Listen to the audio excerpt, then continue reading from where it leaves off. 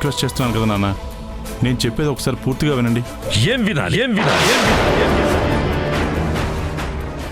సుబ్రహ్మణ్యంపురం బావిలోని విగ్రహం తీయడం ఎంత ప్రమాదకరమో నీకు తెలుసా? ఆ విగ్రహాన్ని తీయడానికి ట్రై చేసిన వాళ్ళని మహాసర్పం కాటు వేసి చంపిందన్న విషయం నీకు తెలుసు. అన్నీ తెలిసి ఎందుకు విగ్రహాన్ని తీయమంటున్నావు? నేను విగ్రహం తీయాలనుకుంటున్న విషయం నాన్న వాళ్ళకి ఇలా తెలిసిందే.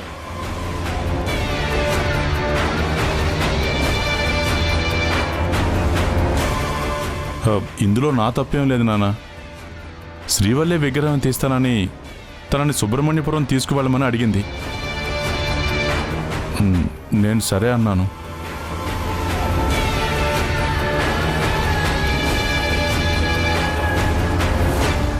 తను అడిగితే మాత్రం అది ప్రమాదం అని తెలిసి నువ్వెందుకు తీసుకెళ్ళావు? వద్దని చెప్పాలి కదా. చెప్పాలని అనుకున్నాను, కానీ పరిస్థితులు నన్ను చెప్పనవ్వలేదు.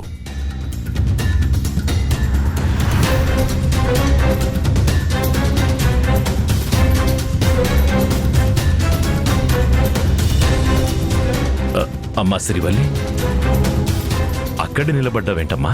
లోపలరా.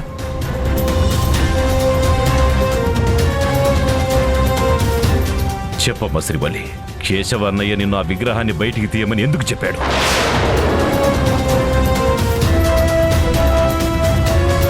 నాన్న, బావిలో ఉన్న విగ్రహం తీయాలని నేనే అనుకున్నాను తప్ప అందులో అన్నయ్య తప్పేం లేదు.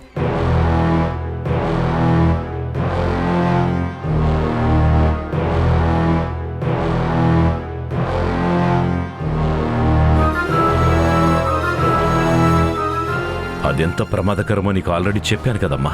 అయినా నువ్వు ఆ విగ్రహాన్ని తీయాలని ఎందుకు అనుకున్నావు? మన కుటుంబం కోసం.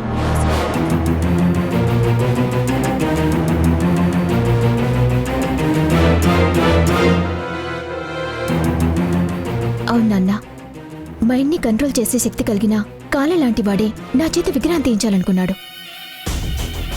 అంటే అది తీయటానికి ఖచ్చితంగా నేను అర్హురాలని అనిపించింది. అందుకే తీయాలనుకున్నాను.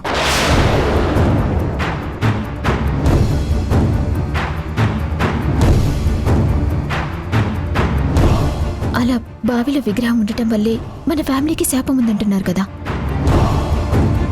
అది బయటకొస్తే తప్ప శాపం పోదు అనుకున్నాను.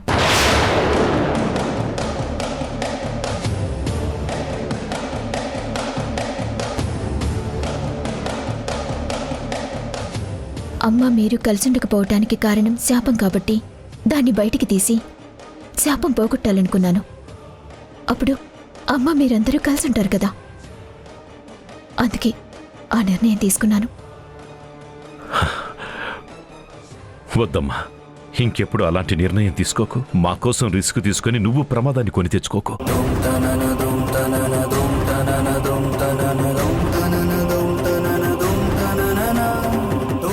నీ చేత విగ్రహం తీయించాలనుకున్న కాల చివరికి ఏమయ్యాడో నీ కళ్ళతో నువ్వే చూసావు కదా.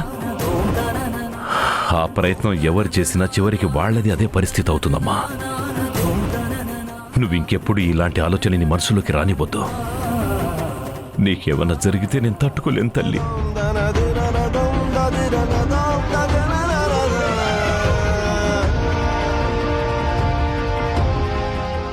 స్వామీజీ దగ్గరికి వెళ్ళినప్పటి నుంచి నాకు నీ గురించే చాలా ఆందోళనగా ఉంది. పైగా ఇప్పుడు నువ్వు ఇలాంటి నిర్ణయాలు తీసుకున్నావని తెలిస్తే నీకు ఏం జరుగుతుందని నాకు చాలా భయంగా ఉందమ్మా.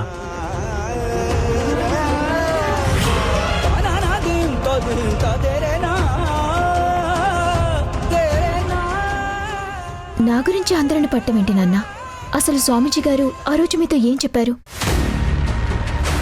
నీ కూతురు మృత్యువు వైపు ప్రయాణిస్తోందని తన ముఖంలో స్పష్టంగా కనిపిస్తోంది. మీ వంశస్థులు చేసిన పాపం వల్లే నీ కూతురికి అలా జరుగుతోంది కోదండరామయ్య. అది దైవ నిర్ణయం. ఏదన్నా చెడు జరుగుతుందని స్వామీజీ చెప్పారా నాన్న? చెప్పండి నాన్న, నా దగ్గర దాచకుండా దయచేసి నిజం చెప్పండి. నేను నీకు నిజమే చెప్పానమ్మా. స్వామీజీ మనకంత మంచి జరుగుతుందని చెప్పారు. మరి ఆందోళన పడుతున్నారు దేని గురించి నాన్న? అదేనమ్మా, మన కుటుంబం అంతా కలిసి ఉండడానికి టైం పడుతుంది అన్నారు. ఆ విషయం గురించి ఆందోళన పడుతున్నానే తప్ప అంతకుమించి ఏం లేదు.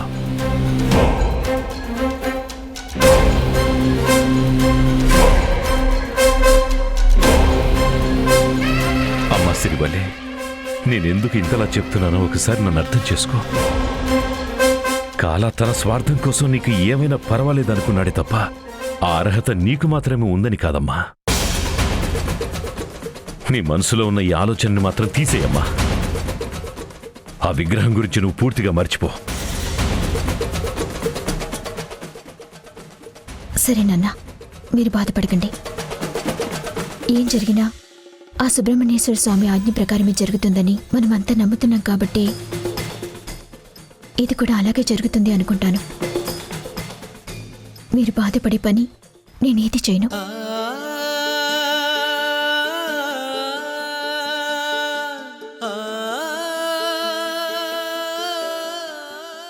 సరే నాన్న, నేనొస్తాను. ఆగమ్మా, ఈ విషయం మీ అమ్మకు తెలుసా? లేదు నాన్న, తెలీదు. అమ్మకు చెప్పొద్దమ్మా. తనకు తెలిస్తే తట్టుకోలేదు. నాకన్నా ఎక్కువగా బాధపడుతుంది, భయపడుతుంది. అలాగే నాన్న, వెళ్ళొస్తాను. అలాగేనమ్మా, ఇంటికి జాగ్రత్తగా వెళ్ళు. వెళ్ళొస్తాను, వెళ్ళొస్తాను. ఉమ్.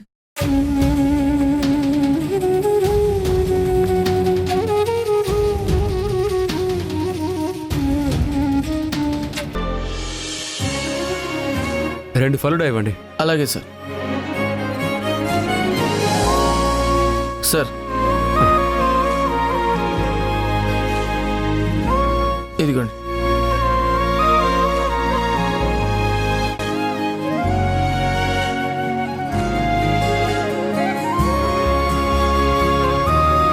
తిను శ్రీవల్లి.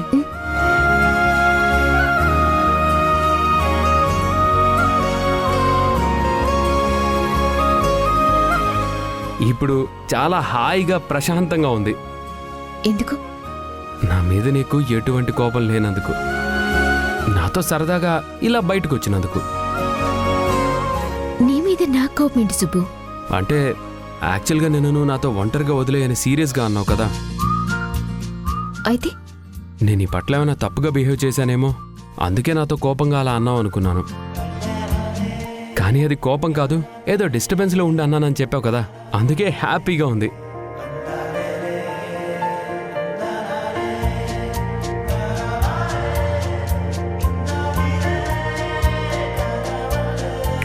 శ్రీవల్లి, ఏంటి ఫలుడా తినకుండా అలానే ఆలోచిస్తున్నావు? ఏం లేదు సుబ్బు. సుబ్బు, ఒకవేళ నేను సడన్ గా నీకు దూరమైపోతే నువ్వేం చేస్తావు?